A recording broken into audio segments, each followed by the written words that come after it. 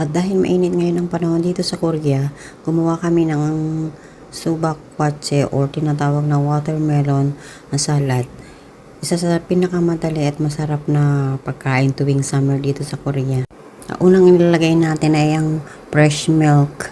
So, bahala na po kayo. Siguro mga 1 cup to 3 cups ng fresh milk pwede na.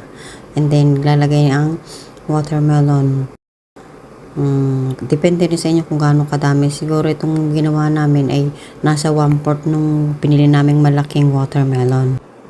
So, after the watermelon, naglagay din ako dito ng fruit cocktail ng isang lata. So, yung fruit cocktail, tatanggalin natin yung sabaw at ang mimix lang natin yung fruits na nasa loob. Mimix lang natin together with the watermelon and the fresh milk. Pag nailagay na yung fruit cocktail, pwede na natin siyang lagyan ng cider or Sprite sa Pilipinas.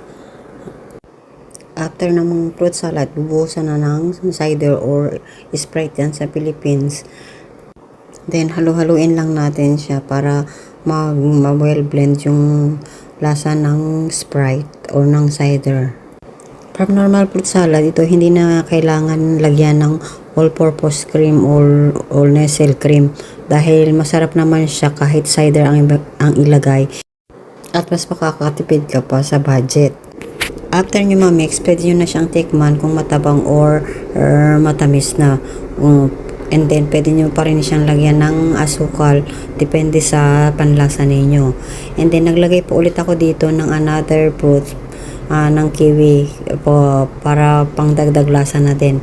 So, depende na sa inyo kung anong prutas pa ang pwede nyong ilagay. Kahit anong prutas naman, pwede.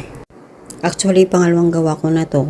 Last 2 weeks ago, gumawa ako nito at madali namang naubos dahil sa sobrang init ng panahon ngayon dito sa Korea, masarap kumain ng ganitong pagkain. After kong mailagay ang kiwi sa ibabaw, tinikman ko ulit itong gawa ko kung okay na ang lasa. So, natabangan ako, nilagyan ko pa uli ng 2 kutsarang asukal para medyo tumamis ang lasa. Ang ilalagay nyong asukal, depende na yun sa panlasa nyo kung matamis kayo magtimpla or matabang. Kayo na po ang magtansya. So, after ko dagdag yung asukal na nilagay ko, nalo-halo ko siya ng konti para mag-well blend yung sugar na nilagay ko. And then, tinikman ko ulit siya kung okay na yung tamis sa akin. Then, okay na yung 2 kutsarang asukal and lalagay muna namin sa ref and ready to eat by tomorrow. So, yun lang. Salamat.